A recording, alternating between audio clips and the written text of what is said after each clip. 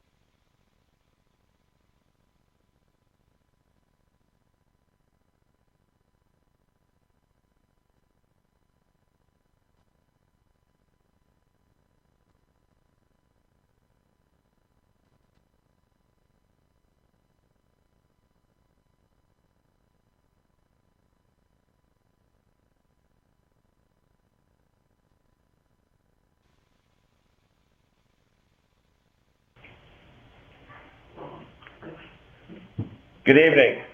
I'm Rex Bone, 1st District Supervisor and Chair of the Board of Supervisors. I can't say how happy we are that you've taken time out of your busy schedule to spend some time with us and learn about the county budget. This is the second year we've had this format. Last year was kind of an experiment. This year's an adventure. But thanks to the CAO staff and Humboldt Access, we're bringing this to you live from 5 different locations. Tonight, County Administrative Officer Philip Smith Haynes will do a short presentation, approximately a half hour, on the budget and what we can expect.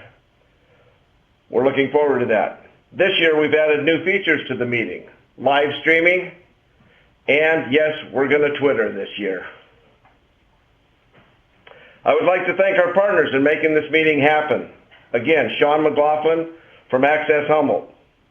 I would like to thank Scotia Elementary, South Fork High School, Hoopaw High School, Pacific Union, and the Humboldt County Office of Education.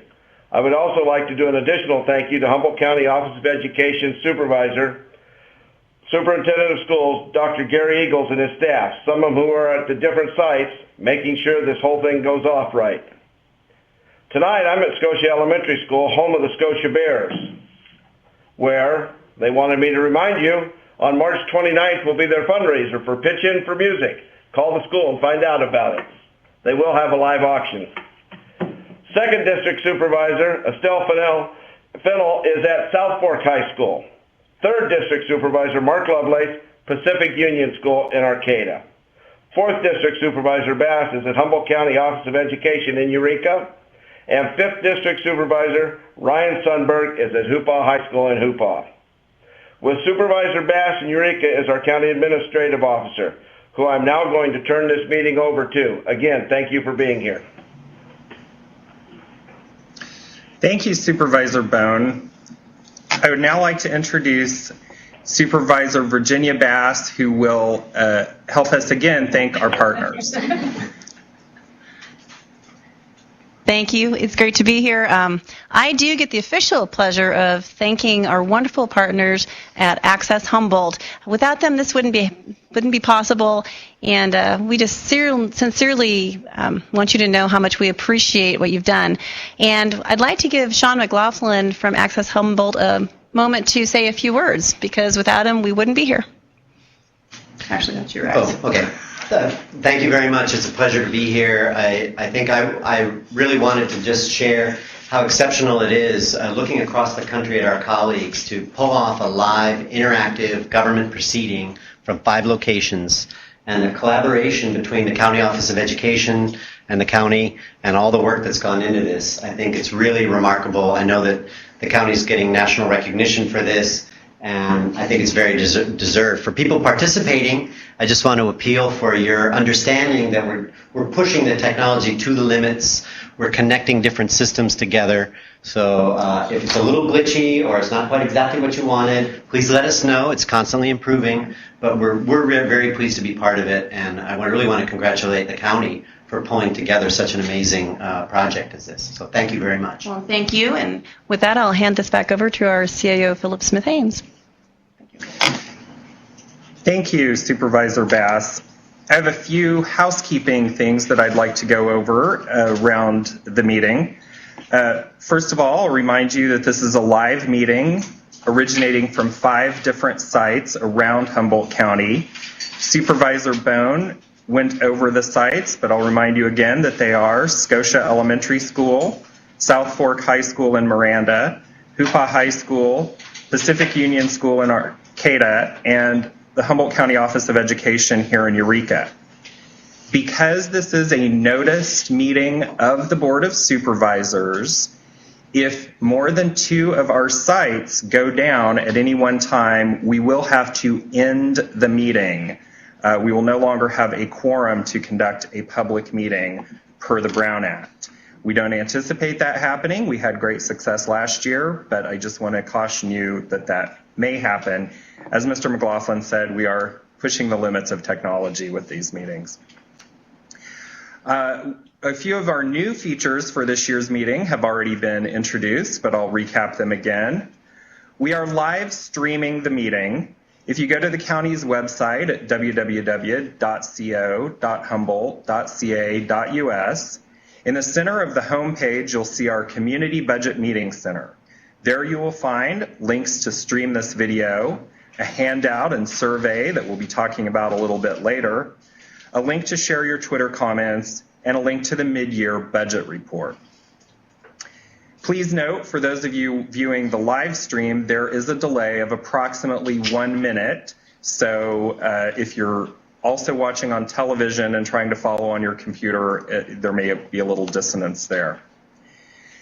Again, we are doing Twitter this year. You can send Twitter comments and questions to our Twitter handle at HCBudget. That's at HCBUDGET. You can begin tweeting now. We will close off the Twitter comments at 7:30 this evening so that we have time to get to all of them. If we don't have time to get to all of the questions and comments by the end of the meeting, those questions and comments, along with answers, will be posted on the county's website. Again, that's www.co.humboldt.ca.us. On the right-hand side of the homepage, just click on Budget.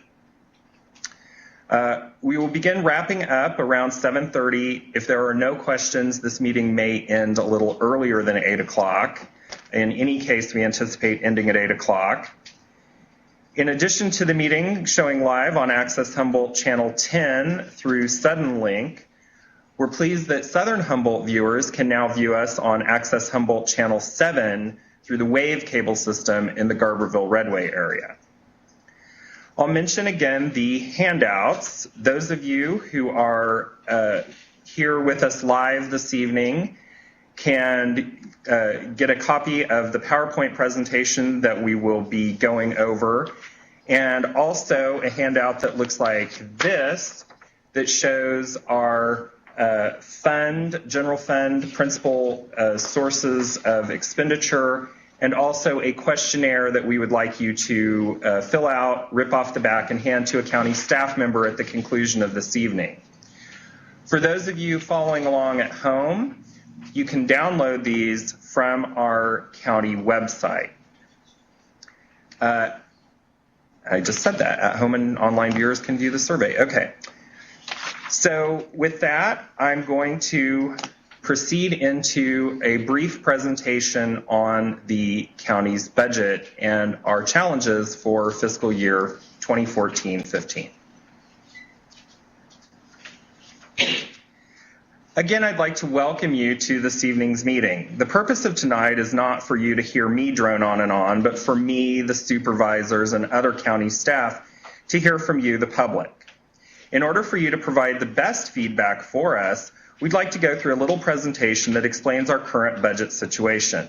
I hope this will be brief but informative, and then we will get to your questions and comments.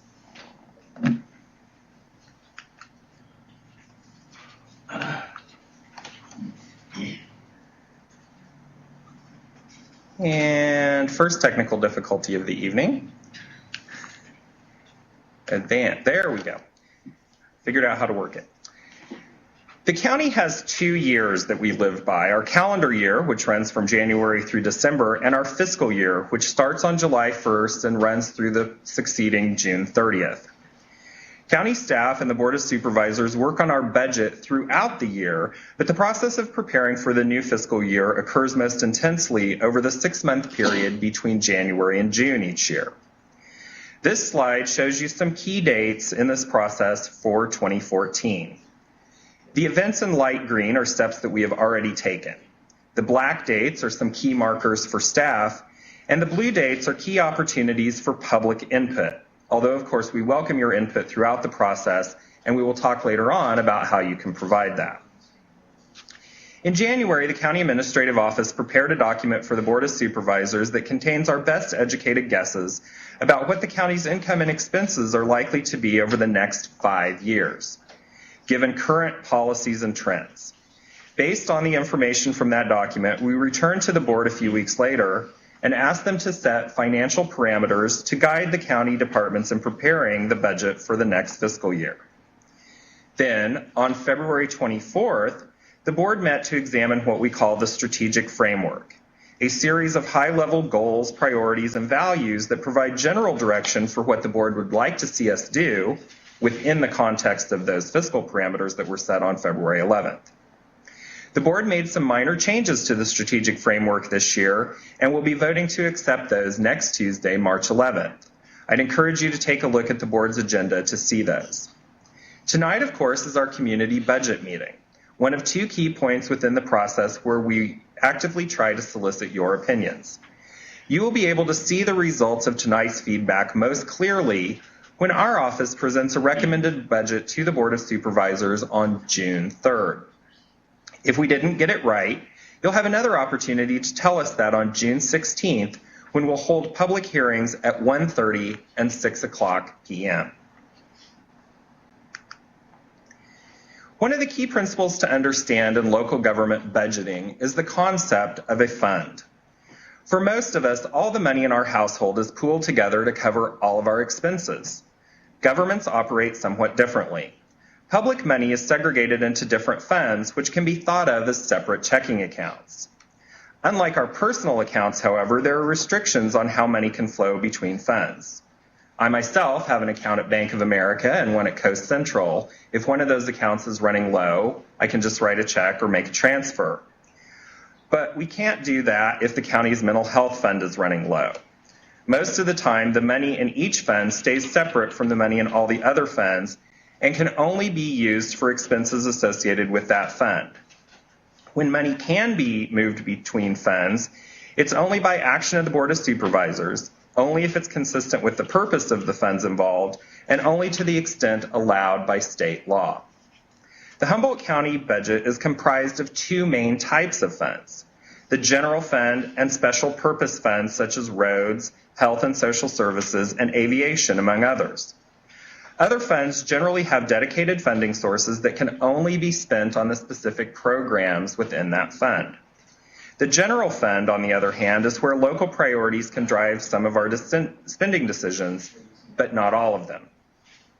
Those of you who may have seen a presentation on the county budget before will recall that about 2/3 of the county's income comes from the state and federal governments, while about 1/3 is raised locally.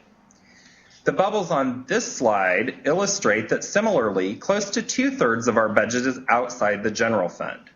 There's not a perfect correlation between the source of the money and the fund it's placed in.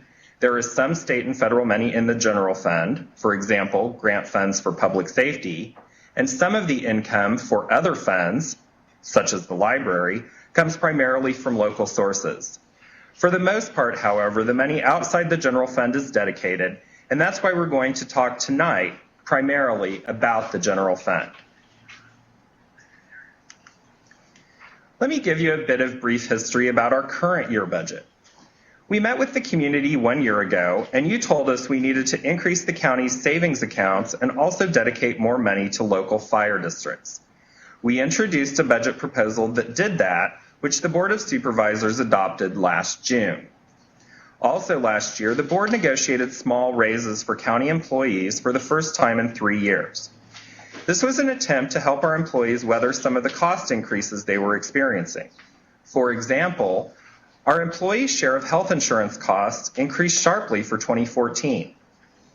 However, we did not have quite enough new income to support this new cost, and the result was a budget with a structural deficit of about $1.2 million. Based on the trend lines we were experiencing at that time, we anticipated we would have enough savings to cover this cost increase until our income was sufficient to support it on an ongoing basis. After we closed our books for last fiscal year, we got some good news, which we shared with the board back in November. The ending fund balance in the general fund was higher than anticipated, and the board chose to use some of that balance to pay down some of the liability expenses we had incurred. However, between November and February, we got a series of not so good news. Property taxes are now expected to increase less than we had previously forecast. And the state retirement system, CalPERS, has made 3 big decisions that help out their bottom line, but increase our local costs much more rapidly. As a result, if we make no changes, it is anticipated that our deficit for next fiscal year will consume nearly all available balance in the general fund by June 30th, 2015. I want to be clear, this is not a crisis. We have faced budgets before that involved layoffs and other drastic measures. That's not where we are today. But we do need to plan responsibly for the future, and that is where we need your help. This graph from our 5-year financial forecast that we presented to the board in January illustrates this point. The dark blue line toward the top indicates our income in the general fund, and the maroon line is our costs. You can see how these have interacted over the past 10 years. Sometimes our income has exceeded expenses, sometimes the reverse. The gold line towards the bottom of the screen indicates our savings account. It went down fairly steadily for several years, but we have been able to reverse this trend over the past few years. The problem is that the maroon line, costs, is projected to stay above the dark blue line for the next several years. You can see what this does to that gold line. Our savings account becomes a negative number in 2016. The green line, by the way, indicates where that gold line should be. It's the savings that we should have per our adopted policy. The problem we're experiencing in the county's general fund is the result of 3 main factors. First, we are experiencing a very slow recovery from the last recession. While this is generally true nationwide, Humboldt County has a history of lagging behind even those national trends, which means we are recovering even more slowly than some other areas. Second, our costs are growing more rapidly than our income. I mentioned previously the not so good news we've received about pension costs and also the issues we've experienced with liability and health insurance. Third, as you saw from the gold line on that previous slide, our savings account has dipped below the levels we should have per county policy. Let me say a bit more about growth in income and costs. Regarding income growth, our largest source of income in the general fund is the local property tax. Under Proposition 13, the growth in property tax each year is limited to the lesser of 2% or the rate of inflation. Each year, the State Board of Equalization releases a figure for inflation, and for this year, that number is less than 0.5 of 1%. That means we're really relying on new construction and sales of existing homes with low tax values in order to grow our income. Regarding the growth in costs, I'm sure you've heard quite a bit in the news about public pension systems. Here in Humboldt County, we anticipate for next year spending 3 times as much on pension costs in the general fund as we spent 10 years ago. There are a host of factors that contributed to this. benefit changes, retirees living longer, the economic crash, changes in wages, and so forth. But the reality is that 60% of the increase in income we've experienced over the past decade is going to this one cost alone, which means we can't spend it on other things. Overall, for next year, we face increased pension costs of $650,000 and increased insurance costs of about $1.4 million in the general fund, with only $800,000 in increased income. The county is already, The county has already explored a number of options to address this imbalance. With the cooperation of our local union represented employees, we did local pension reform even before the state stepped in with a statewide reform. We've also set those target amounts for our savings accounts so we know where we should be. And we've engaged department heads and other key employees in a new program to more systematically identify performance targets and metrics, building on an already cooperative culture in the county organization. Those, however, are all long-term changes. More specifically for 2014-15, we have departments offering solutions that include covering cost increases out of specific outside revenue streams and re-examining their staffing structures. There's a meeting scheduled for next Thursday at which county department heads will be brainstorming additional ideas, perhaps some generated by the comments we hear from you tonight. I also need to mention a somewhat unpopular topic. There have been recent conversations in the community about the idea of a tax increase in Humboldt County. And while I'm not advocating for increased taxes, I want to explain how that would work. Under Proposition 13, we cannot increase property taxes, which, again, are our largest income source. So any tax increase would likely take the form of an increase in sales tax or a new utility users tax. Some of our local cities, such as Arcata and Eureka, have a local sales tax. If the county sales tax rate were the same as those two cities, we would generate about $1 million additionally each year. The city of Arcata also has an excessive energy users tax that has been much in the news lately. The county has received data from PG&E on how much could be generated from a similar tax in the unincorporated area of the county, and staff will be bringing that back to the Board of Supervisors for review. Either of these tax increases would require a vote of the people, and if they were on the ballot this November and they passed, they would likely not generate revenue until sometime in calendar year 2015. So that's where we are for the upcoming fiscal year. We have an imbalance, and if we do nothing to address it, we'll have essentially no balance left in our general fund checking account at the end of June next year. However, we calculate that if we cut about $2 million out of our deficit for next year, we can achieve balance in the long run. We've already identified about $200,000 towards that $2 million, but we obviously still have a long way to go. In the past, when we've faced a need to make budget reductions, we've generally asked all departments to share the pain equally. But what we've heard from you in the community is that some services simply have greater impact on your lives than others. This year, we've asked departments to take an approach where the reductions would not necessarily be shared equally. In fact, we may even need to increase some individual budgets in areas like technology that have the potential for long-term cost savings. But we do want all departments to participate in coming up with solutions. And we also want your help.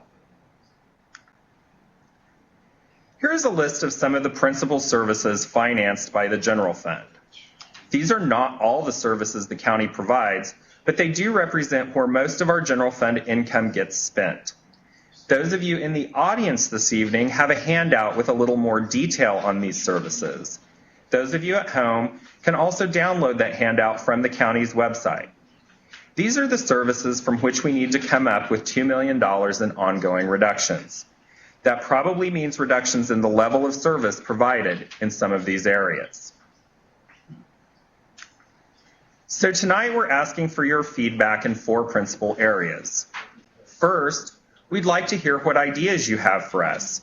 How could we achieve that $2 million reduction? Second, we need to hear from you your priorities for these services. Third, we'd like to get a sense of how we can best communicate with you. We've launched some new technology in the county over the past 2 years, but we know that not everyone in the community has access to that technology. Please let us know what's most effective for you. And fourth, we'd like to know if you're willing to participate in evaluating our communications.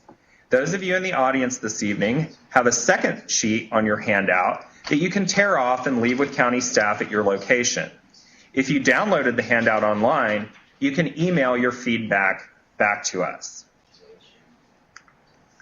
Finally, I want to remind you how you can contact county staff and supervisors regarding the budget or other important issues.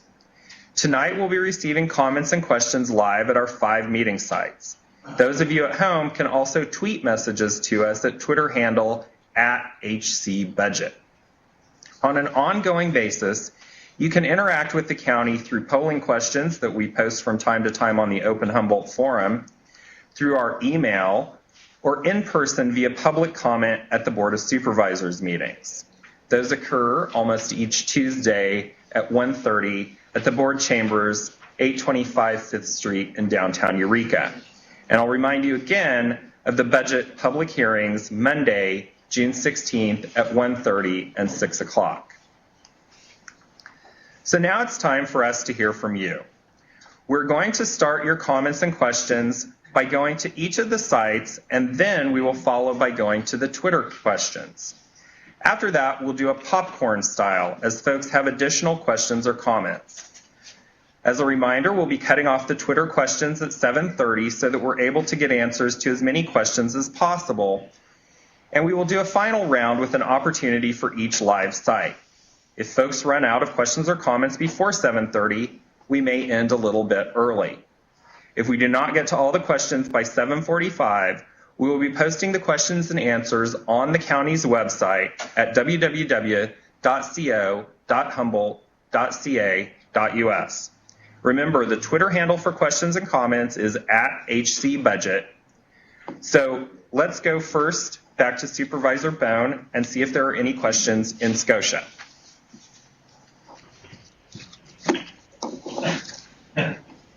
Hey, how you doing? Good job, Phil. We've got some people here, but I don't have any questions at the moment. So if you want to go ahead and go forward, that'd be great. Thank you. Supervisor Fennell, are there any questions in South Fork?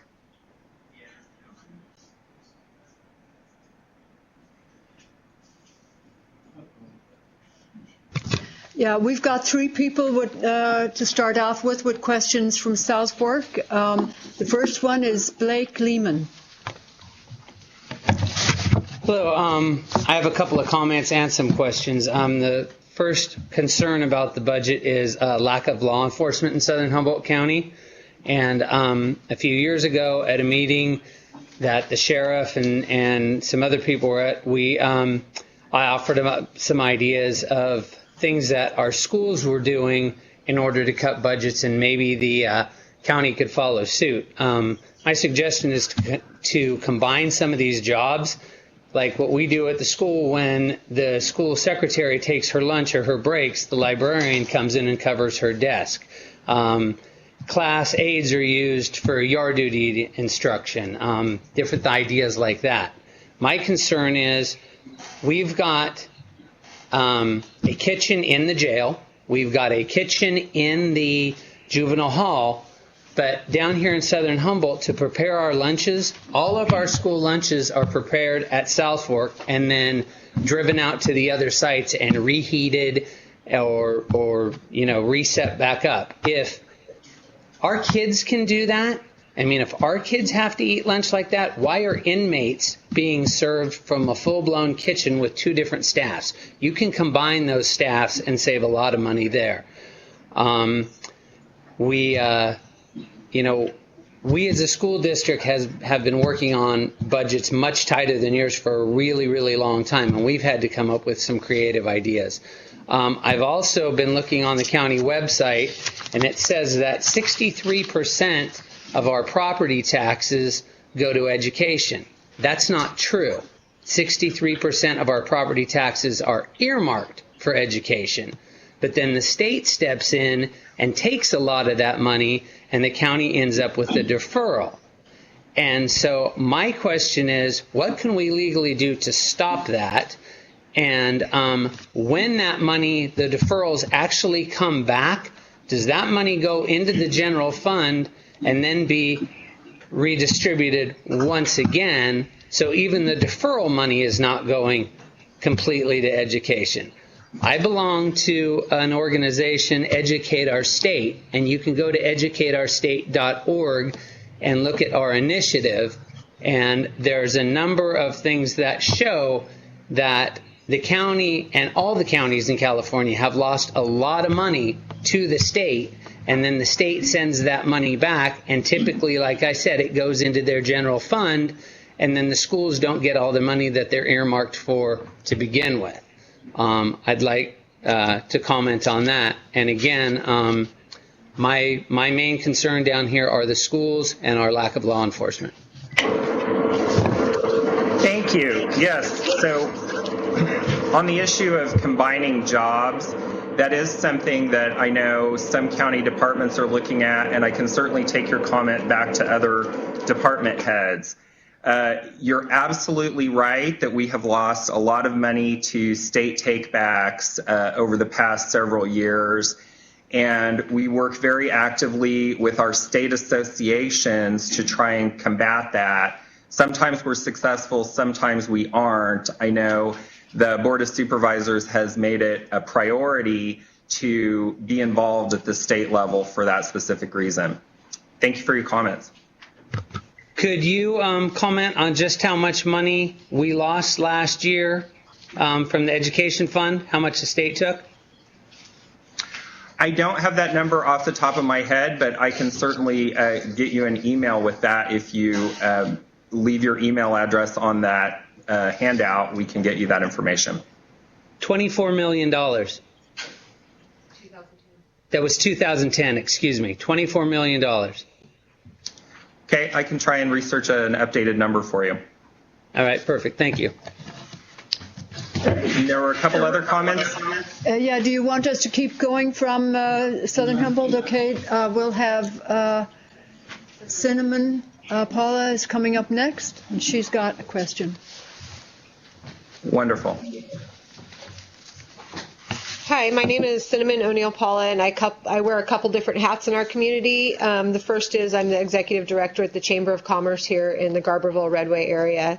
I think as a chamber and a community member, we definitely have concerns about the lack of policing that's happening. We've had a lot of different troubles. I get people coming to my office almost daily asking what they can do about the troubles they're having, and all I can tell them to do is call the sheriff, call the sheriff, call the sheriff. A lot of them have started doing that, and yet the sheriff is unable to respond because we don't have enough coverage down here. I do recognize that for a while in the fall, there were sheriff's deputies who were volunteering some overtime hours, as I understand it, to come down and patrol some of our streets, and it was helpful the one day a week that we were able to have that happen, and it was nice to talk to them and have their presence. What do we need to do to get more of that? And what kind of noise do we need to make to be heard so that we have the proper amount of sheriffs down here to deal with the problems that we're having? We're having burglaries and thefts. There's fires being started. There's people living where they shouldn't be. There's trespassing. There's littering. And it's gotten so out of hand that just as a person of the community, we're not sure what to do with it. So I'd like some of those things addressed down here. I also am wondering how we get abandoned vehicles moved more efficiently, because we get them dropped and left. We get motorhomes that for whatever reason people move out of them and leave them on the side of the street, and it takes forever to get them off the street. You can make complaint and complaint and complaint, but I guarantee it's going to take at least a week, if not a month or two, to get them moved. The other hat that I wear in the community is I am an education supporter, and I lead our local group of Educate Our State supporters. I'm really diligently working on this initiative that Blake spoke of, and I too have concerns about the transparency of our property tax dollars and where they're really going. I have researched and spent hours trying to find hard numbers on the amount of property taxes brought in Humboldt County. I can find percentages and I can find budget numbers, but I'd like actual numbers. And then I'd like to see the actual number of dollars going to the Humboldt County Office of Education. I find a percent in the budget. I have Humboldt County Office of Education's budget with all their hard numbers, but I really can't find it from the property tax people or the county supervisors. So I'd really love those hard numbers available to the public and on a website somewhere. The other thing that I am, sorry, deep breath, concerned, I lost my train of thought. And I'm also wondering about the vehicle license reduction fee and how that works within the county, because as I understand it, education dollars are being moved, allocated education dollars are being moved to pay for that. And I think you said in your opening statement that there was an ending balance more in your general fund than you had expected, and I'm wondering if the vehicle license fee reduction, whatever that is, I've been told that that's bringing in more money than is needed to support that right now, and so I'm wondering if that's where that overfill came from. Okay. Thank you. So thank you for those comments. Yes, we certainly hear you on the police presence, particularly in our rural areas. I know that's an issue that we've heard for several years at these community meetings, and something that the sheriff is very aware of. As I mentioned in my presentation, we're trying really hard this year to maintain services. We're really not looking at any sort of enhanced services, but we want to do as little harm as possible to law enforcement services. Regarding abandoned vehicles, I understand where you're coming from on that issue. I had one outside on the street in front of my home for close to a month, so I understand that is an issue. The sheriff has a person who's dedicated to that, but it's only a part-time person, and that remains an issue, so I can address that with him. We can certainly get you a number for total property taxes collected. That's good feedback for the way we present our budget, so thank you, I appreciate that. No, it was not vehicle license fees that contributed to our better than expected budget results last year. It was primarily base property tax. So thank you. And there was one more question in Southern Humboldt, and then we will go to... Pardon me, but if there was an increase in property taxes, then 62.9% of that should be handed over to the schools right now, just in my mind. Yes. Yeah, we get a net number. Yeah. All right, thank you. Okay. Thank you. So there's one more question down there, and then we'll go to the third district. Yes, we do have one more. If you can come over here, Dottie. I would like to say also to Cinnamon and to anybody who's got questions about things like abandoned vehicles, do remember you can call your supervisor. We have dealt with a couple of those in that way. It is very difficult in this time, and I know that I'll have a chance to say more at the end, but I did want to put that in there. And here's Dottie Russell. 4762392, right? That's the number. Thank you, Phil.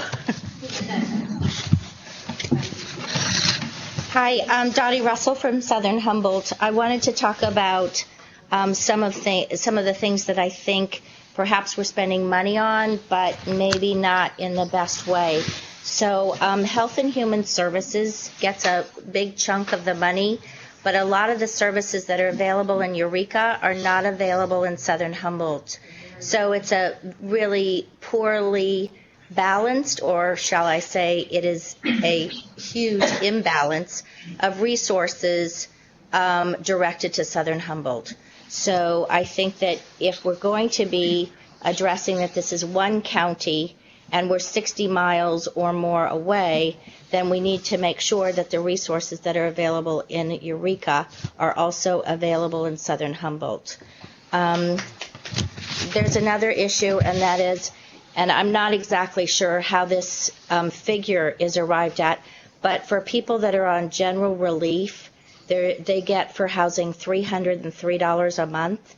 And so if that's the figure that is proposed, then I think that along with that, a caseworker or a county worker or Department of Ed or teaming with Humboldt State University needs to be able to tell somebody how they can be housed for $303 a month, because I'm not sure, including utilities, how that's possible.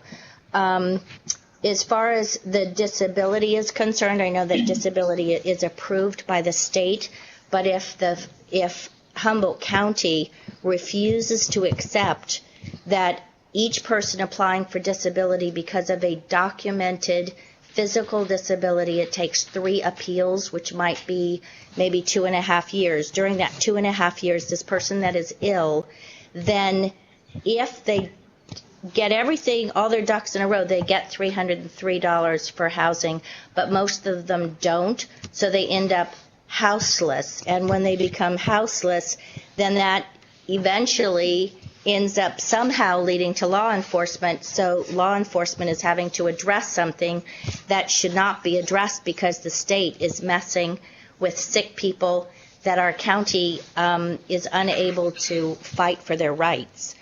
As far as technology and putting more money into technology, I've been at every meeting that I ever go to at the courthouse. I always say assistive technology, extra technology, these kind of meetings that are online through Access Humboldt. I think this is definitely the way that we should be communicating, but rather than having the county pay for it, I think that the county should apply for grants so that we bring in a lot of technology money to this community, including working with the Public Utility Commission, which I know Sean has been doing.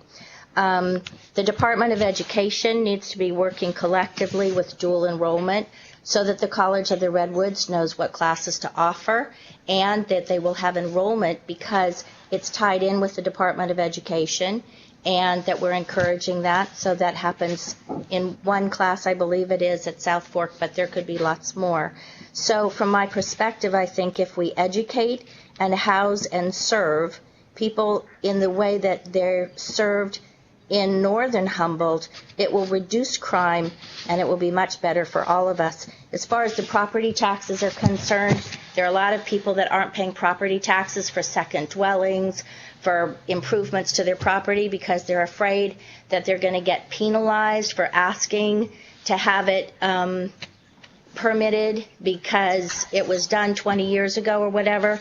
If that were resolved, then people could ask to have their improvements documented, not pay a fine for doing it without the permit, and then it would increase our property taxes, thereby giving more money to the school. So I do think that we can all work together in a way that we can be successful.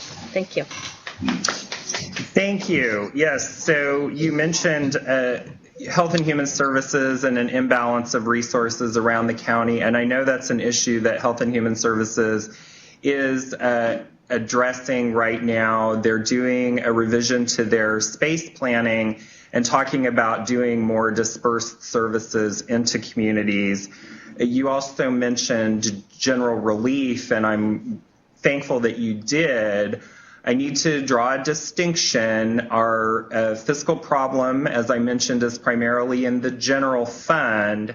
Most Health and Human Services funding is not in the general fund. It's in those special dedicated funds that I mentioned. But general relief is a cost that is paid for from the general fund. So thank you for mentioning that. And then you mentioned the problem with houseless folks and the attraction of law enforcement, and that's certainly something that the supervisors are working on. There's a supervisors roundtable group, I guess you would call it, that has been working on that issue. So thank you for those comments. And next we will go to Arcata, and I believe there are some folks standing by at Pacific Union. Supervisor Lovelace. Thank you, Phil. Well, first we have Kent Sawowski. We've got 4 members of the public that wish to speak from here. Wonderful. Ken Sawatsky, and regarding the technology, basically the perception out there, and it's probably true, we had a budget-busting 2% raise last year for our county employees, and that's an ongoing expense, which a lot of that comes out of the general fund, and now we're going to have to fix that, I think. And so my question is, what can we do technologically wise to go ahead and bring us up to current technology? And unfortunately, that does replace jobs out there, but that's our most expensive part. So that's my question: hardware, software, more IT people to basically convert to the current situation. Unfortunately, where it's technology driven, and that's what cuts down costs. So what can we do for that? The other thing is, regarding the taxation, as went before, there's so many unassessed improvements out in the world out there, literally millions and millions of dollars. So what can we do as far as directing money to our assessor's office or the other powers that be that are required to, so everybody pays their share? And lastly, regarding a sales tax, my understanding is there's $200 million worth of, we're behind on our infrastructure, like our roads. So how can we make the people who use the roads pay for the roads and start getting back that $200 million? Can we do a gas tax, or does it have to be more vehicle tax? Or how can we make the pay-as-you-play kind of people get out there and all of us pay our shares for these certain infrastructure things, which we are going to have to replace, or else we're not going to have any roads. So just how can we go about that? So those are my basic three questions, Philip. Thank you. So the first question was bringing us up to current technology. And we are working on a technology strategic plan. There are a couple key elements where we've fallen behind. One is in replacement of hardware, the computer systems, and our network, and that has fallen behind, and we need to bring those up. And then the second key issue is our applications, really the software system that a number of our programs that we're currently using were written a number of years ago in languages that are no longer current computer languages, and the folks coming out of schools today can't really support those. So we're looking at a number of replacements. One key example that's coming very soon, hopefully between now and June, is our job application server. Folks now most folks apply for jobs online, and that's true for the county as well, but that system is very old, was developed a number of years ago, so we're looking at a more standard system that's used in other counties and can be supported more broadly. I'm also pleased that we are working on revamping the county's website as well and being able to drive more content there. So I think those are two key improvements, but I'm with you on the need to bring us up to current technology. So thank you for that comment. Your second was about unassessed improvements and particularly directing resources to the assessor's office. And I've had a number of conversations with our county assessor about her budget, and I think she is really looking at doing some restructuring, and hopefully that will get more people out in the field. But I will certainly take that comment back to her. And your third issue was around how we tax people more equitably for the use of county roads. And unfortunately, most of the taxes that we are able to levy as a county are constrained by state law. And so we'll have to do a little bit of research. I've never heard of a county doing a gas tax. I don't think it's permitted, but we will verify that. What many counties have done, I know many counties, particularly in the Bay Area, have done like a 1/4-cent sales tax that's specifically for roads. And that is something that Humboldt County has not availed itself of that we could. So we could look at that as well. And there were a couple more questions. Yes, thank you, Phil. Next we have Mary Ella Anderson. Well, I want to thank you first for this whole opportunity because it's really nice to be able to participate in a public meeting that I could walk to. And my name is Marielle Anderson. I live in Arcata, and I'm a senior advocate. I'm on the advisory council of the Area 1 Agency on Aging, although I'm not representing them here. I'm also a member of the California Senior Legislature. And I noticed in here it says, plan responsibly for the future. And the future is going to have a lot more older people in it. And I'm really concerned about that. For one thing, since 2008, the area aging programs have lost over $300,000 in funding. And this is at a time when our numbers are growing. And two programs are really in jeopardy. Our volunteer driver program is going to run out of money in June. And we've had to drop. We used to offer training for in-home supportive workers, so they had good training. It was a good program. We offered it to them at no cost. It's a low-wage job. Most people couldn't afford to pay for the training that they get to do this job. It's a very important job to aging people. It helps them stay in their homes. And that money used to come from the county coffers to support that program. And I would like to see that money come back. And I would like to see the volunteer driver program get some funding in June when that funding runs out. This is really important. It affects a lot of older people who have no other resource. And I'm just wondering, I understand that, say, for instance, in the planning department, there is money that was allocated for a position that hasn't been spent, that's now going to be diverted to the Planning Commission's desire to rewrite the general plan update.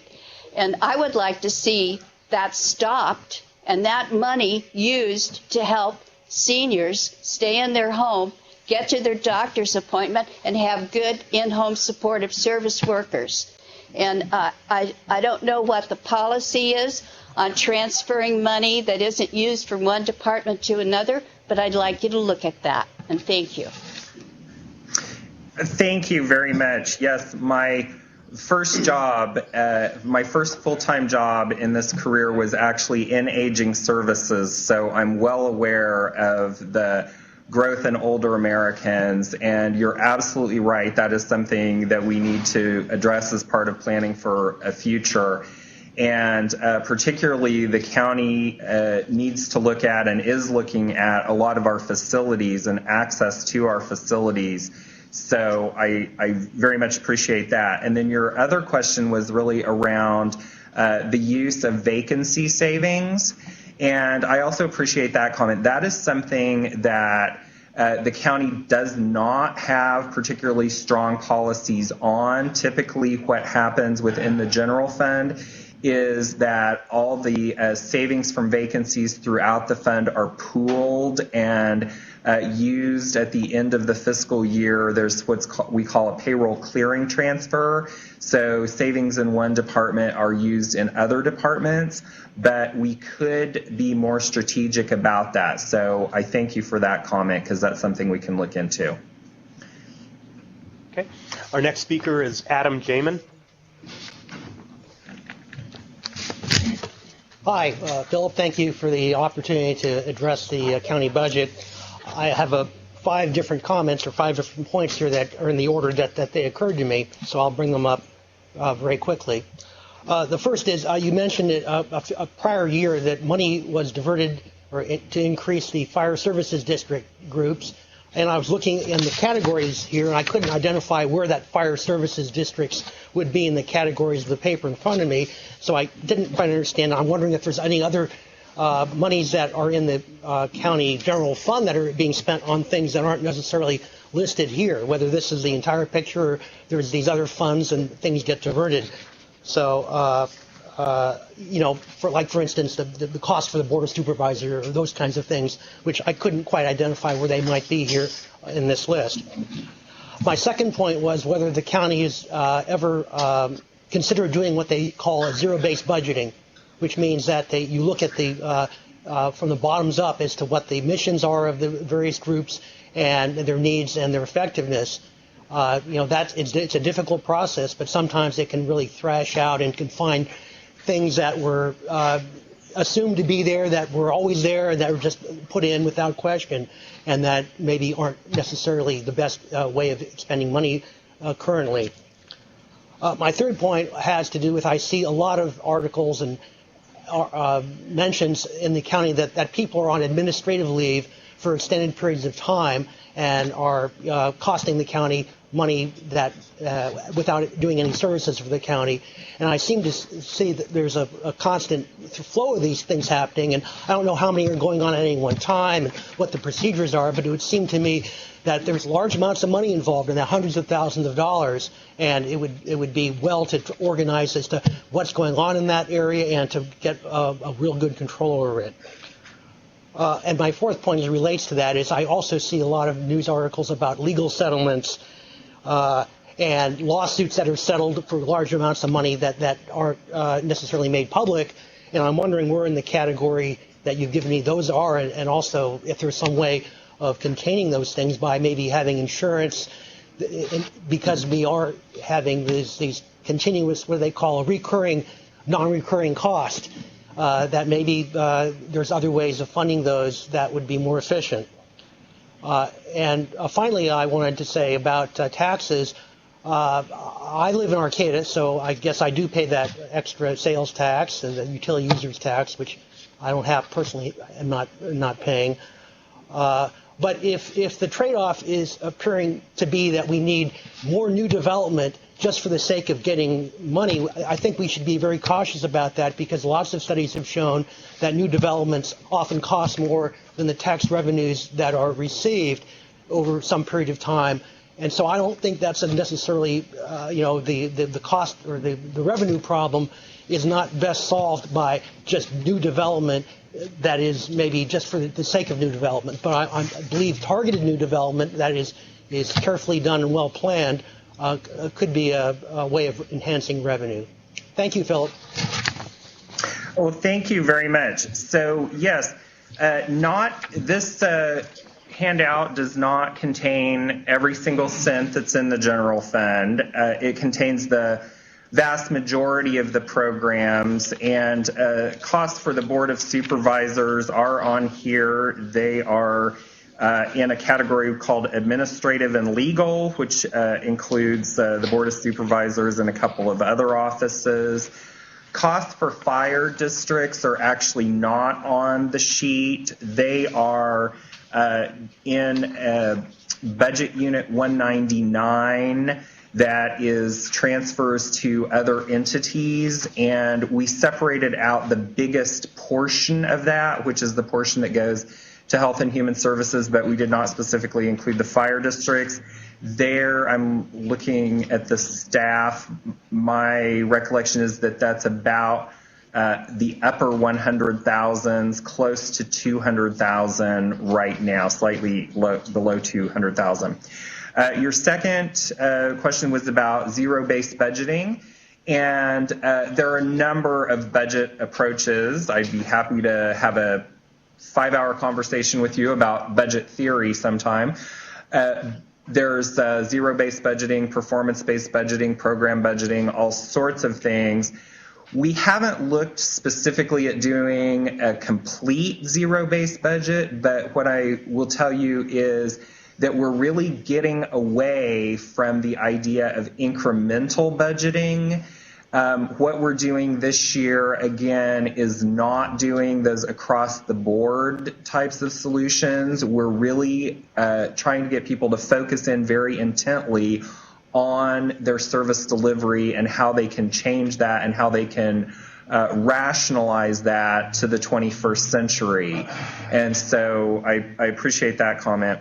You talked about administrative leave, and that absolutely was a problem at a point in time, and our Human Resources Director has done a very concerted effort to reduce that, and the Board of Supervisors really drove that. So we've done a good job of reducing that, but it certainly still occurs, and people, of course, have due process rights when they're accused of something.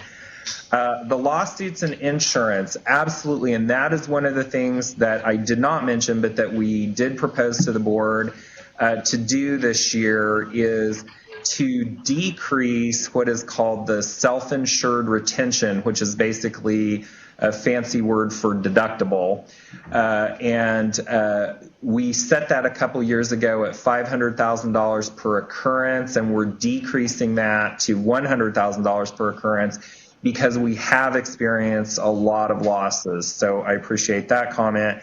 And then your final comment was around new development and whether that pays for itself and so forth. And, certainly there are a number of studies around that, and I wasn't trying to make a point of advocating for new development.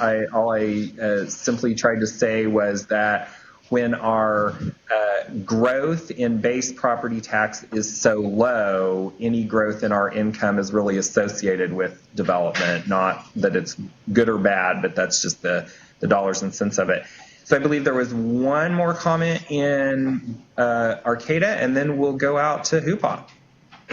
Yes, thank you, Phil. We have Al Perotti. Hello. Since the county is 100% funded by taxes and fees, would you explain costs to me, because it seems like your costs are already covered.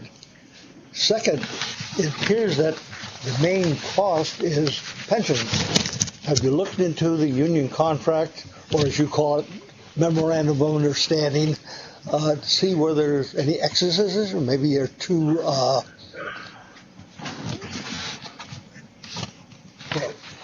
forgot the word already. Too generous with the pension funds, and there are many areas where there's overspending, wasteful spending, unnecessary spending. Then there's this need to spend every penny of the budget, whether you need to or not. Is there any outside budget oversight? If you police yourselves, there's much room for misappropriation. Thank you. Thank you. So I heard two comments there, one around our costs and particularly our pension costs. And so, as I mentioned, the county did, with the cooperation of our union represented employees, implement local pension reform before the state took on that issue. But pensions do continue to drive costs. I want to be clear that they are not our largest costs, but they have grown the fastest over the last 10 years. So I want to be sure and make that distinction. But we have, public pensions in California are quite an area of discussion and debate currently. And probably into the future. I'm sure many of you are aware that there were a number of initiatives introduced for signature around doing further reforms. In California, the way the state law currently works, you can't actually go back and take a pension away from somebody who has already been in that system. So even if they haven't earned it yet, if they have an expectation of earning it in the future based on their plan that they're in, you can't undo that. And there, like I said, there's an initiative that could potentially change that. Pensions are incredibly costly and becoming more so. So that is something we absolutely continue to monitor and continue to work with our represented employees about. But I very much appreciate that comment.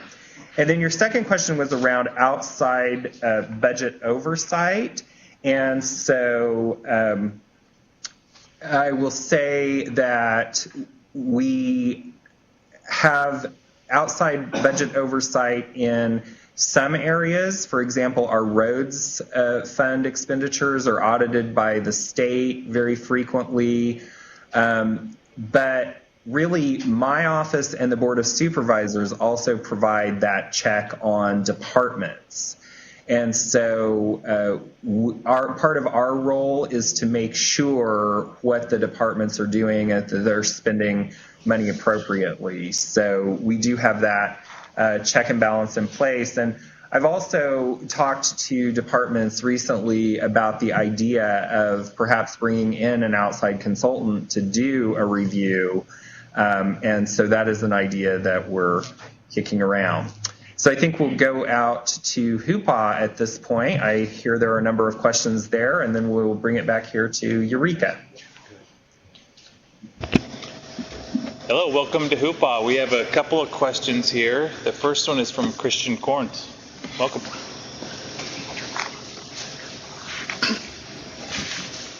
Hi, I'm Tristan Corns. I have a question that a lot of people in the Willow Creek area are very concerned about a large increase in crime in the past couple of years, and they're noticing that their public safety seems to be being cut back in the area at a time when they actually need more coverage. And so going forward, how is budgeting going to be done for law enforcement in Eastern Humboldt County? Okay.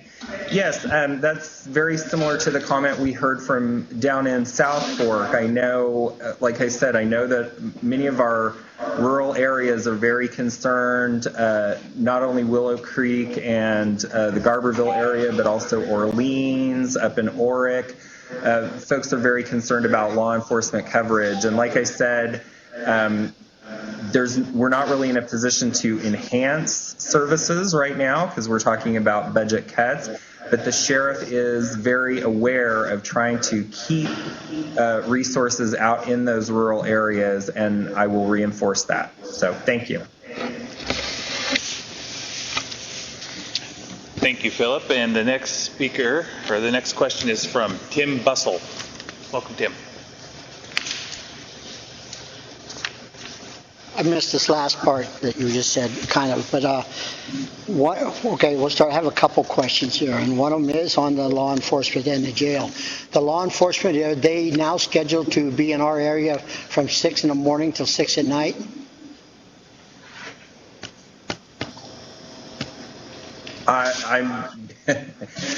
The sheriff sets that schedule, so I believe he's trying to vary it so it's not predictable, but I know it's the coverage has been reduced. I'm aware of that, yes. Well, there's a couple things that go hand in hand with that, and one of them is whether it's 6 in the morning to 6 p.m. Most of our crimes are committed that affect us out here seems to be from 6 p.m. to 6 a.m. in the morning.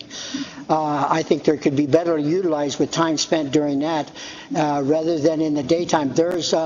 We have the highway patrol, we have the law enforcement within the Forest Service. There's all kinds of law enforcement out there that could deal with things in a day, and these people could be pulled back in if that's the case. And like you say, it could be rotated. But I would like to see more of an effort given towards the nighttime.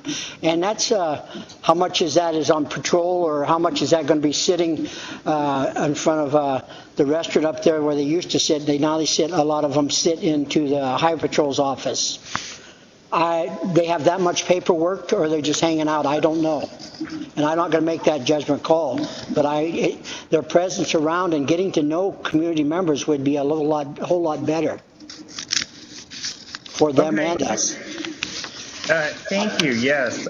So nighttime coverage in rural areas and more shared services during the day. I think those are great comments. So I will share those with the sheriff. Okay, and now getting back down to some of the where the budget downfall, you're missing what, 2 billion, 2 million? Million, not billion. Yeah, no, 2 million. Sorry for that slur of the words. One of the things you could do is to cut the planning department's budget by a whole bunch. we have nothing going on in this community, and it seems like that if you build a structure in Humboldt County, and it's been going on for a long time, and there's plenty of people out there to say it, that you can get involved in it and buy all the permits and everything, and it's just like every time it's like it's a whole new project. They've never heard of this. Oh, well, we have another permit you have to buy after 6 months into it. Another 3 months. Oh, there's another permit we didn't tell you about. That is so offensive to me and everybody out here that try and do stuff by legally doing it. I think that the Planning Commission is right now doing stuff out there to people that have no business out there trying to disrupt community stuff. They're planning the code and regulation book, I think it is in what kind of order is that in? Is it easy for the ordinary person to read and decipher it? No, it's not. The people that they can't, even in the office, they've been called on stuff because they didn't realize that this law was still, regulation was still in effect, and that it did give the participant a better right. But they didn't know it because there is no order to this book. And why do we have regulations that are still there that should have been repealed? I mean, the whole country is going through this thing of adding regulations and not repealing anything old or something that's still sitting there. So it's another thing that's burdensome on the county. And I don't want the planning department to say, okay, now we're going to spend X amount of dollars and go revise this and that at this time in our budget thing, because we can't afford that. But that's something that needs to be looked at in the future. And at this time and thing, you could sure cut a whole bunch of money out of them as far as I'm concerned. I'll go on the record to say that I think it's a very inefficient run department. And it's an abusive thing to the participants in Humboldt County as a rule. Okay, well, thank you for that comment. I know that our supervisors are listening to that, and so they're, as you know, the Planning Commission has been going through a general plan process, and we have a new director in that department who's making some changes, so I'm sure they'll take those into consideration. I really don't think so. I'm glad that you agree to just saying that. But we have a big problem as far as I'm concerned from the whole standpoint of Humboldt County or this North Coast, is that we have a lot of participants, a lot of people that have moved here from Southern California and brought their values and ideas with them because we aren't smart enough and we don't care about our communities well enough to take care of them. That we need their rules and regulations that come from Southern California that don't work for them either, but they moved up here to get away from, but brought them with them. I'm just firing on DC. I don't want to. I'm not nothing personal to you, but I am kind of airing out some of my thoughts here that I didn't like because there are a lot of hidden stuff. And also, this is not necessarily Humboldt County. It's a whole state as far as I'm concerned. With the idea about the jails, back here, law enforcement in jail, getting back to law enforcement, is that in the jails, you seem to be getting a better health care than you do out on the outside. I mean, there's a lot of people that get good health care out here and everywhere around, but if you're in jail, you don't pay for anything and you get really good health care throughout the state. So I'm really kind of upset with that, and I think that there could be cutting back and they should get the basic health care that everybody else gets and nothing more. They broke the law and got put in here for a reason, not to be like us, that we're out here being free and board, but we cost us more. One of the other things was the emergency services. I know our police department. I'm sheriff, and I'm not against the sheriff's department. They have a job they need to do for us, but I don't think emergency services is necessarily where they need to be devoting time and effort to doing that when they could be doing stuff in the community for law enforcement extra. There's many volunteers who could be, if somebody asked them. Many people in the community that have disaster responsibility training and everything else. And with a little bit of guidance and training, they could be helping put on some of these. Now, there's supposed to be preparedness and response. I don't know what about, I haven't seen that in Hoopa other than some stuff that came from Homeland Security, and that was to build in dikes. I don't know where we have any dikes that we need to build or even learn about here in Hoopa. So I felt that was a wasted bunch of money to myself when it could have been utilized for something else. And I guess with all that, I better wrap it up because you probably had an earful already from me. Thank you. I for appreciate listening. your comments. Absolutely. Is there one more in Hoopa, or should we go to Humboldt? To Eureka, I'm sorry. Humboldt County Office of Ed. Yeah. We have one more. Patty Clary. Thank you. Okay. Well, actually, my comment's more regarding taxes, and this would be addressed to the supervisors. But and I don't have it before me, but I have looked at the national. I think it's the National Assessors Association, or maybe it's the National Tax Collectors Association, and there are a great many taxes that are collected in other states other than California that are not collected here. In fact, the most stable states in the United States are those that have a broader base of tax revenue that's drawn from many different areas. For example, you go to a lawyer today in California, you don't pay tax for the services you get there. But I'm just using that as one example. In other states, you do. But there are some taxes that are allowed in California, in addition to those that we're paying. Some of them are on development, and they're not excessive, but they can raise money to support, for example, the planning department or code enforcement. And so I think that it would behoove the county to look at other revenue streams such as that to make those departments more self-sufficient. I feel like if there's an agency that is enabling people to make money, such as develop or build and that sort of thing, and there is a tax opportunity available, we should be taking advantage of it, and we're not. I can provide more detail at some other time because I do have it, and I could provide it to my supervisor, Supervisor Sundberg. But if we're going down in Humboldt County, it's not because there isn't money here. It's because we're not capturing money that's here. So that brings me to the second point that I would make about taxes, which is that we have a very thriving illegal agricultural enterprise. In fact, it's statewide is the largest agricultural and money-making enterprise in the state.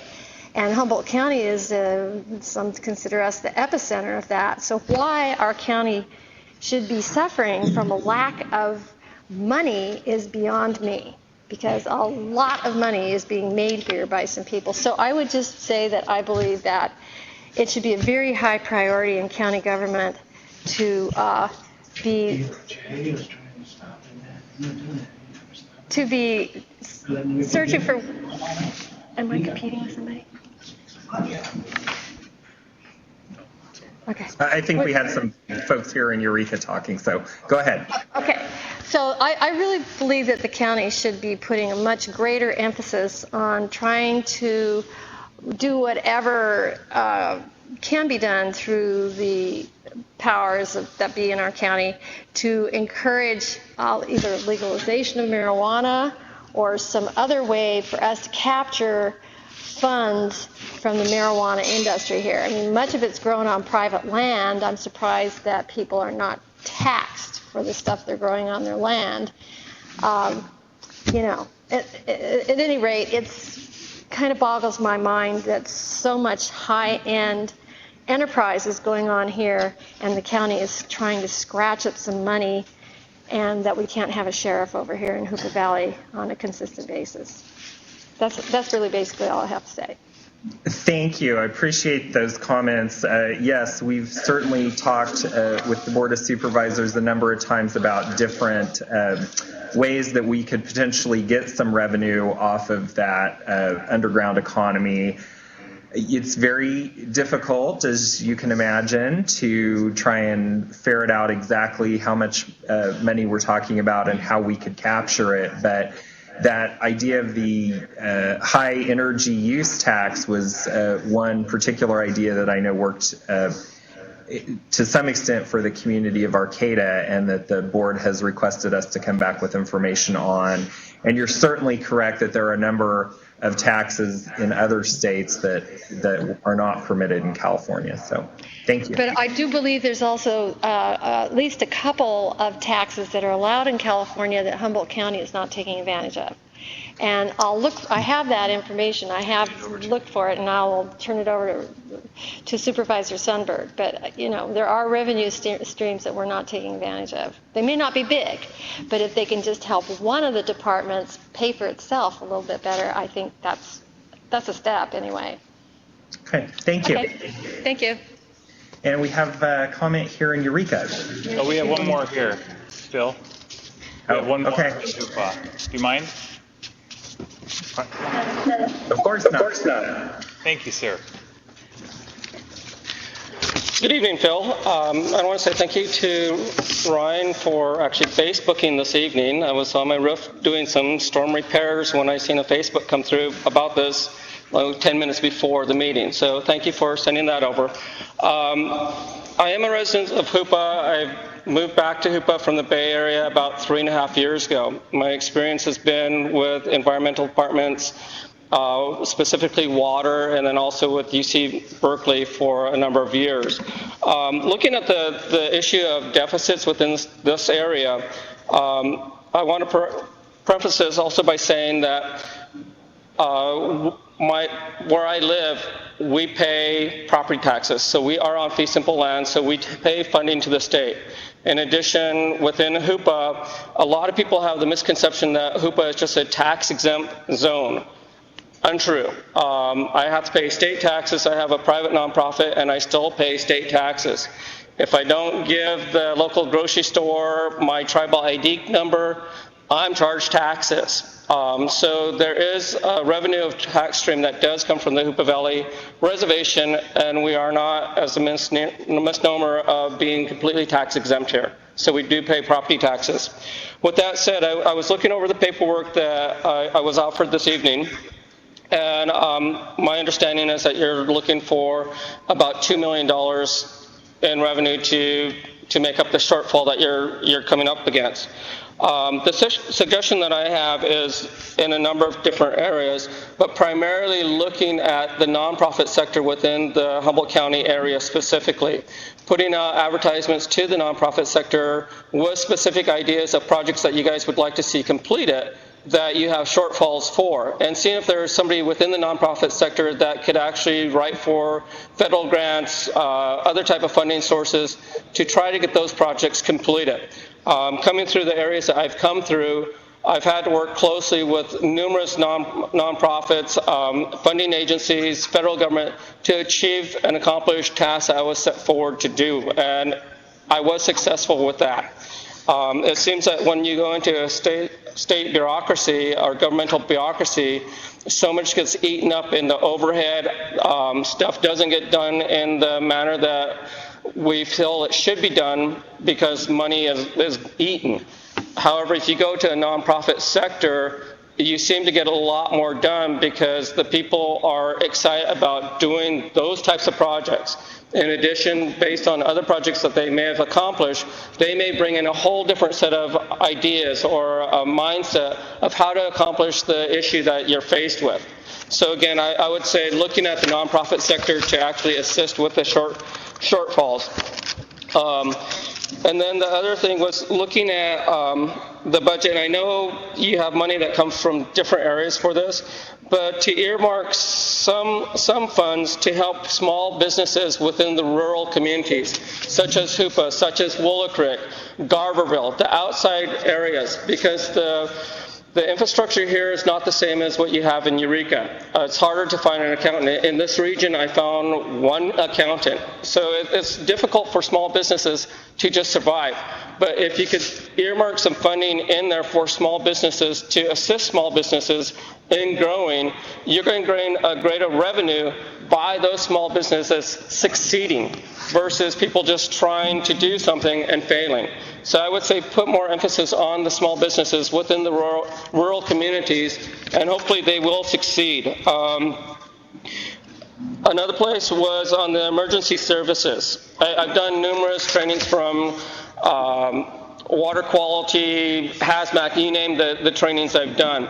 And again, I would look at this area. I've not seen any type of trainings offered in the Hoopa, Woolacrek area through your programs. If you guys have an earthquake in Eureka, guess what? We have an earthquake here in Hoopa.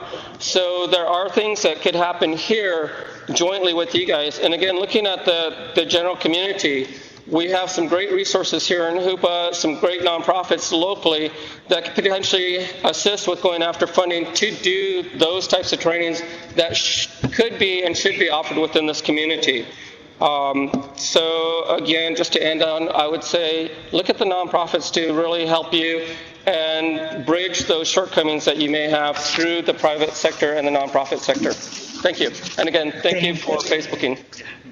Thank you. Those are great comments. I will say with regard to emergency services, I know there have been trainings offered in the Hoopa area. I personally went up to Hoopa Valley Fire Station to go to an emergency services training a couple of years ago. So maybe we need to do a better job of getting the word out about those. But we actually do partner between the county and the Hoopa Valley Tribe with regard to emergency services. I also very much appreciate your comment about nonprofits and looking at partnering with nonprofits for service delivery. We're doing that tonight. I see Sean McLaughlin here nodding in the audience.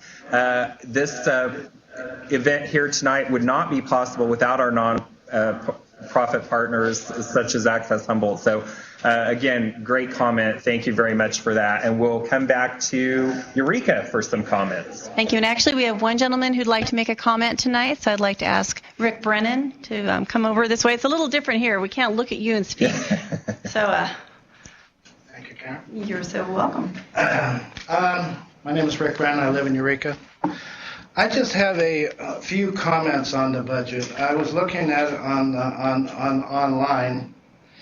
And our budget for the county of Humboldt is $303 million, $303,147,212. That's a lot of money, and I don't know if it's if we're shortfall by 2 million or 3.5 million. I hear different amounts, but still, it's when you consider the total of the budget, it's only 1%. It's not a lot. It's not a lot of a shortfall. But I do have some questions on how we are spending our money. It looks like the whole county is being besieged by crime. We need to spend, I think, more money on crime. I agree with a gentleman from Hoopa. The government, federal, state, and I think county are getting too big. There's too much money being used. $300 million. Okay, and half of it, 50.9%, which, it says 50.9, that doesn't mean much. But the money, what we're talking about here, is $154,301,230 going to health and human services. These are the people that we're taking care of. Okay, they're basically, I guess it's, cash aid, housing, whatever. But, half of the budget is for health and human services. Seems to me like quite a bit, almost too much, way too much. We got people that are working, putting in tax money, trying to live their houses, raise their kids and everything, and we got meth guys, 25% of the crime in Eureka is from meth. I heard on our little, last meeting at the county. And that's not personal property. That's just aggravated assault and everything else. 25% is meth. What are we going to do with these meth people? They're all over the place. You can't go walking down the street. When you come into Eureka, you got 5 people holding up signs, the homeless people. I mean, how is business going to come into this county when they see something like that? You go down to the co-op, down to the store, co-op store, the whole street is full of vagrants and homeless people, and it's a dangerous situation. It's dangerous for people. We need to do something about that. I'm looking at Health and Human Services. Their budget from last year to this year has increased 20% for the expenditures. They're spending 20% more money than they did last year on expenditures. That's too much. We're a shortfall by less than 1%. We should be able to find some money in this budget to cover that and to cover services for people that deserve it. I'm tired of paying for people that are sitting at home. They got not free, but they have housing, they have food stamps. They're staying at home. They got a flat screen, they got a cell phone, and there's no incentive for them to do anything. We give them everything. Why should they go to work? It's I don't know. It's a sad situation. I hate to see Humboldt County getting this way. It's getting bad. It's getting worse. I've only been here like 15 years, but it's gotten a heck of a lot worse for me since I've been in here. So these are the things that we need to concentrate on. We need to take care of the people that are really actually paying for all this, instead of people that are taking. And they just take. It's take. They don't. They come into the county offices and say, "Where's my check?" I mean, it's twisted up. There's too much money. It's too big. We need to really start cutting things down or looking at things that need to be cut. I'm looking at again health and I'm picking on Health and Human because they're a big target. I mean, 50% of the budget is huge. They have 65 budget units underneath them. They are 65 different units that they're, that we're paying for. Different programs, 65 programs. Anyway, I just wanted to vent. So, thank you. I appreciate it. Okay, well, thank you. I certainly hear that focus on having more money to spend on law enforcement and less on health and human services. Everybody has come up and said something about that. Okay, thank you. Yeah, you're welcome. So next we have a number of questions from Twitter. So I'm going to ask Sean Quincy from our staff to come forward and read some Twitter questions for us, and then we'll try and squeeze in a couple more questions from our sites, and then we will be wrapping up in about 15 minutes. All right. Well, our first question comes from Eric Black 3. He has a question about the sheets that we handed out. He says, confused about departmental incomes, i.e., how does internal accounting generate $210,000 of income? Okay. Thank you for that question. What we refer to as income on those sheets is other revenue sources, and the internal accounting function is our auditor controller's office primarily. That one of the biggest revenue sources for them is what we call the property tax administration fee. So county departments can charge fees for services that they provide that are provided specifically for an entity rather than generally to the public as a whole. The things that are provided generally to the public as a whole are supported by taxes. The specific services we charge fees, and it's longstanding goal of county policy to fully recover the cost of providing those services. So that's an example of the type of income that we're talking about there. So thank you for that question. All right, and we have a question I think that we got to from somebody in the audience up in Hoopa, Kristen Corns. He asked what plans are in place to increase sheriff's funding for patrols in Willow Creek. I think we did talk about that, and unfortunately, as I said, we're trying to maintain what we have rather than looking at a lot of enhancements. But I've certainly heard the focus on law enforcement this year, as I have for the past couple of years. So we'll make sure that's concentrated effort. All right, next question is from Scott Roller at Arrow Scott. He asks, he says, I noticed no department makes more money than it spends. How can this budget possibly work? That's the secret of taxes. We get about $40 million a year from general revenue, and that's how we make up the difference between what people need and what they're able to raise on their own. But slight correction, there are actually 2 departments in the county that do make more than they spend. Our county recorder's office actually is a net contributor to the county's general fund bottom line, and our revenue recovery office does as well. So, and we have our next question is from somebody I think we all know, from Sean McLaughlin at Sean Takeda. He says, how much do telecom and electric utilities pay the county for using rights of way that are acquired and maintained at local expense? That is a doggone good question, Sean. And I'm going to have to email you back with the specific number because I don't have that number off the top of my head. But we do receive a revenue stream from franchise fees, and our utility providers do pay that, including our partners at Suddenlink do that. Now, as I'm sure the part of the question Sean is trying to elicit from me is around folks who receive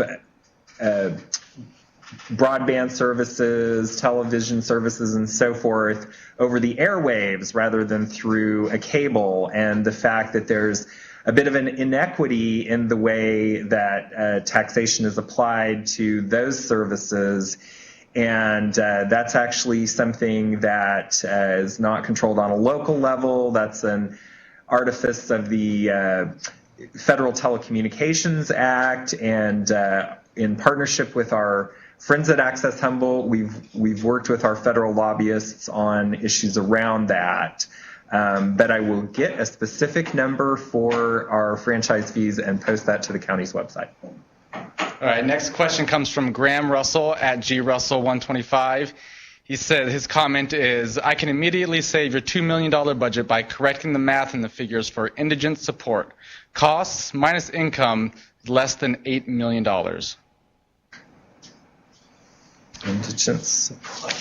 Costs minus income. Yes, it looks like we have a typo there. All right, thank you for that. The next question and comment is from, again, Scott Roller at Arrow Scott. He says, all I hear is make more taxes. How about spending less? Yeah. I think that's what we're talking about, $2 million less than spending. All right. Okay, is that our last Twitter question? One more Twitter question. And then we're going to go back out to another round of questions from our site. I'm sorry, we have 2 more questions. All right, well, snap it up. Okay. Next question from JB Mathers at Real JB Mathers. He says, what's the county doing to reduce pension costs, and where will non-government growth come from? Okay, well, as I said, we've taken a number of steps around local pension reform and statewide pension reform. Because of that state legal situation that I mentioned earlier, we're really constrained on what else we can do. But one of the things that reduces overall pension costs is when our workforce turns over, and so we're experiencing a fair amount of that. We do expect the growth in pension costs to slow over the next few years, but unfortunately don't see them actually going down anytime soon. All right, last question again from Scott Roller at Arrow Scott. It says, what happens to the hundreds of thousands of dollars we hear confiscated by law enforcement on pot raids? That's a great question. Thank you for that one. That money is what we call asset forfeiture funding, and it goes through a legal process, but if it is actually forfeited as the proceeds of an illegal enterprise, it can go into a trust fund, and there are a couple of those, one that supports the work of the sheriff's office, one that supports the work of our district attorney.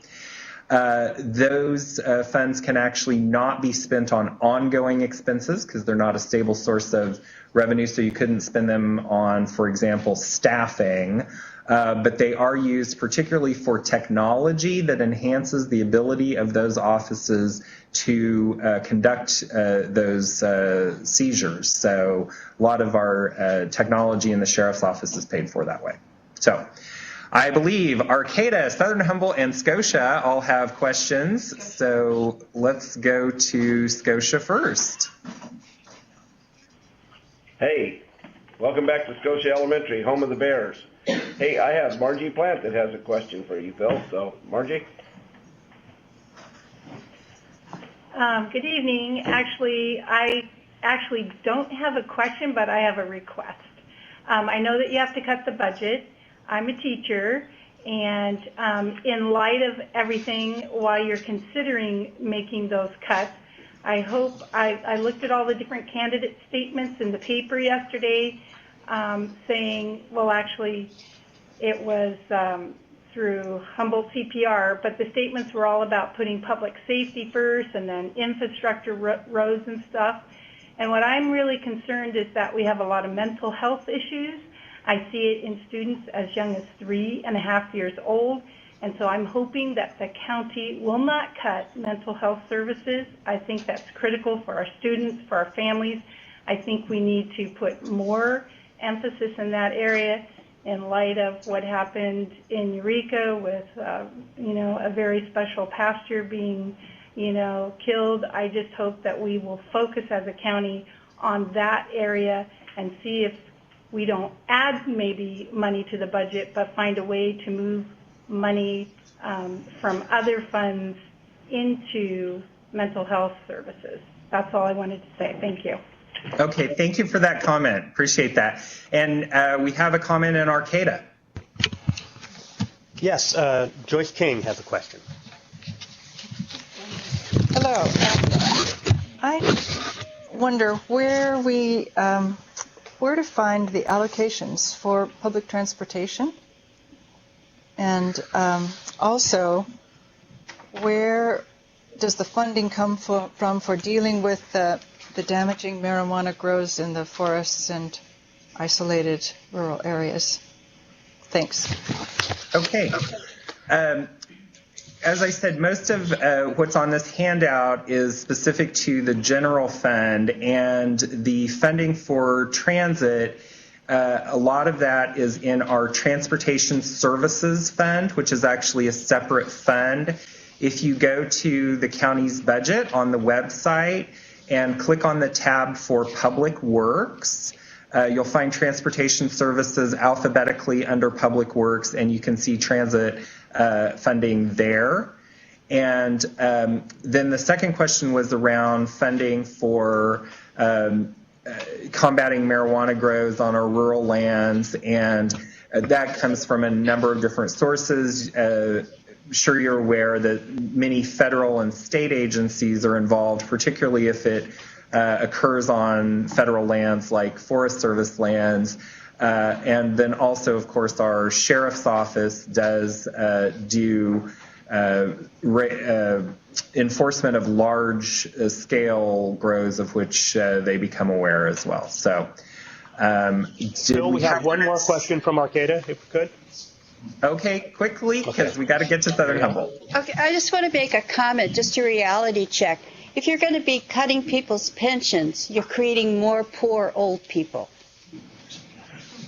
Yes, and as I said, we're not actually able to cut pensions. We're talking about decreasing those cost increases in the future. Southern Humboldt had a question down in Miranda. Thank you, Phil. Very quickly, Blake Lehman has a follow-up question.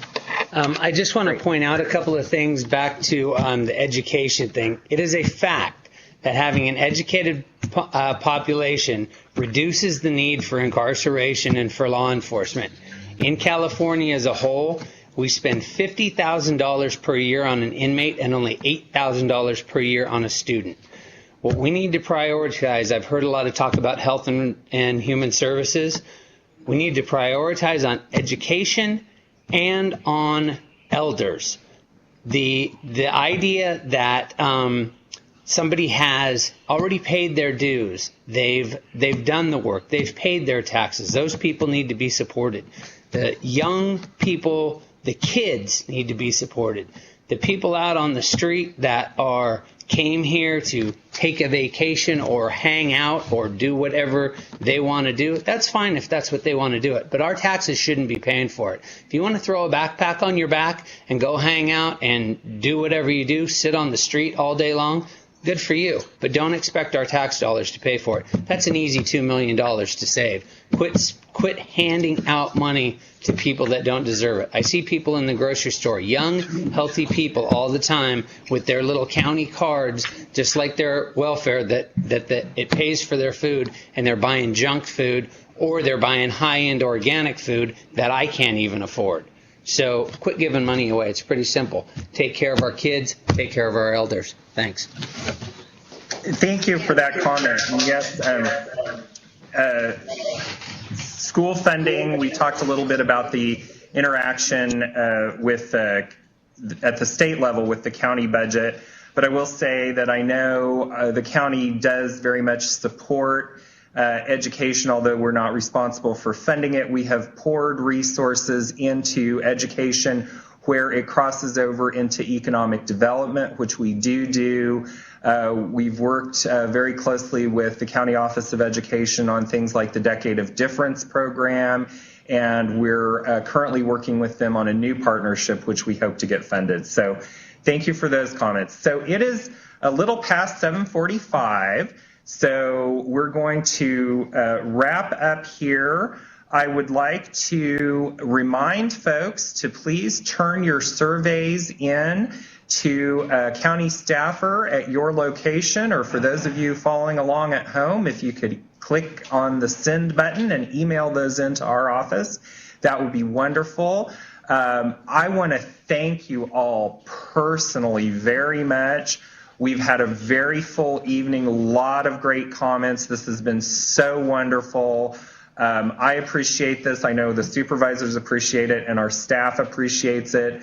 Once again, want to extend our thanks and our appreciation to the Humboldt County Office of Education, the 5 school sites, and to Access Humboldt. I would like to go now to each of the supervisors for a wrap-up comment, and we'll do them in reverse district order. So we'll start out there in Hoopa with Supervisor Ryan Sunberg. Thank you, Philip. I first want to thank Hoopa High School for letting us come here and setting this all up, and Wanda, who was gracious enough to put all the technology together and make sure it was running, and the Humboldt County Office of Education and Access Humboldt.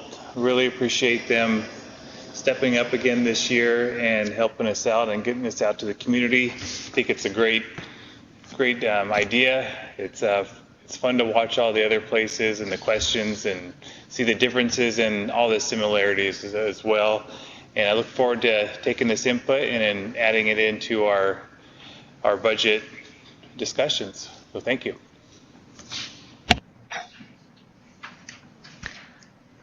And now we'll come back to Eureka for Supervisor Virginia Bass. Yeah, and I just wanted to, obviously thank Access Humboldt and Humboldt County Office of Education as well, and the people who watched from their homes or came to the remote locations and send in questions by Twitter. I mean, this keeps growing exponentially. So what I really want to say right now is thank our wonderful staff at the CAO's office. I don't know if people will realize this is the second time we've done this, and yes, not only are we being recognized nationally, there's actually some folks from Canada, so that would actually make it an international conference. So I think Humboldt County is setting the standard, and I think we should all be excited that we're willing to take these steps into getting more input from the community. And on the input, it was wonderful to hear what different people in the different districts had to say all at the same time. It's much better than trying to make decisions in a vacuum, and when you can't have people representing, they can write it in, but hearing them speak personally, you can see what really is important to them, and I just think this is a really great opportunity, so thank you everybody for being here. Thank you, and we'll go to Arcata for Supervisor Lovelace at Pacific Union. Thank you, Phil. I want to thank everyone that had a role in making this happen. Access Humboldt County Office of Education, of course, Pacific Union School, and Paula, the principal here, thank you so much for welcoming us into your school. Jacqueline and Dawn for staffing this, and Patrick for making sure the technology works. But most of all, I want to thank the dozen folks who came out, 12 folks who came here to take part in this great little experiment, our second year doing this. And once again, we've had some really good impact or input from people from the community. I've been taking notes. I know that all of my other colleagues have been taking notes too, and I'm sure that this is going to be very, very helpful to us as we work in forming the best budget we can to try to bring down that little bit of a deficit that we have and try to provide the services people really need throughout Humboldt County. Thank you. Thanks, and back down to Miranda and South Fork High with Supervisor Fennell. Good evening, and thank you, Phil, for putting this together. Thank you to the Humboldt County Office of Education.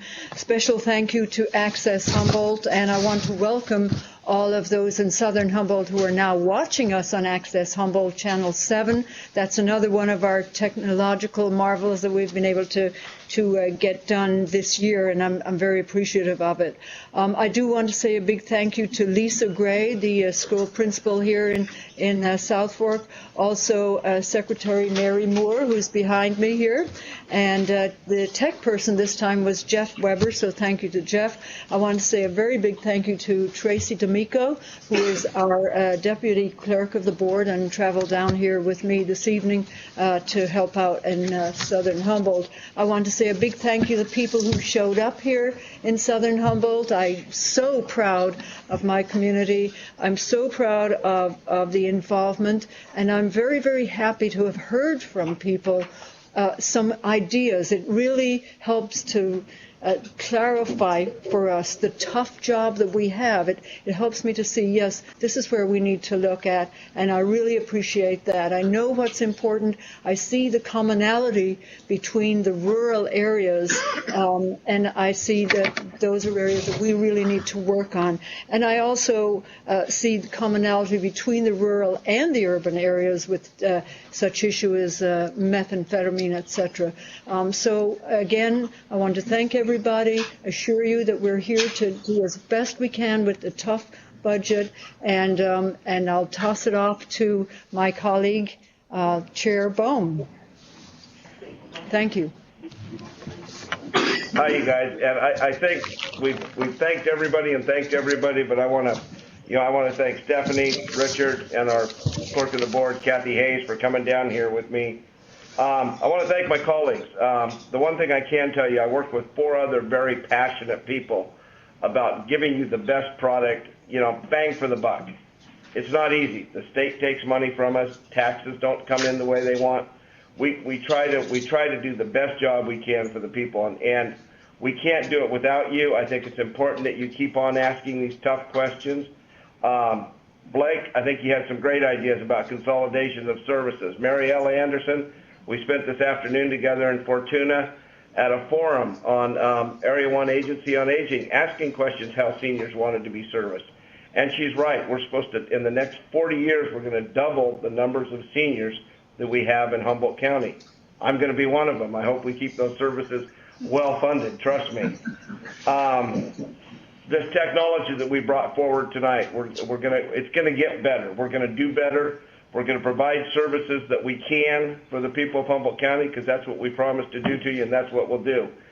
We've got a CAO's office that backs us up 100% with his staff by putting these things together. We've got a lot of great employees at Humboldt County, and we want to take care of them. We want to take care of the people of Humboldt County. So again, I thank everybody for viewing. And again, I thank the people that showed up at the different venues. And there's light at the end of the tunnel. It's not an oncoming train. We'll get her done. Thank you very much.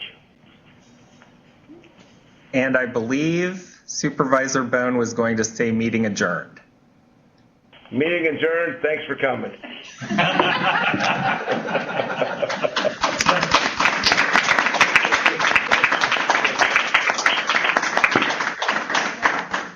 God, we didn't have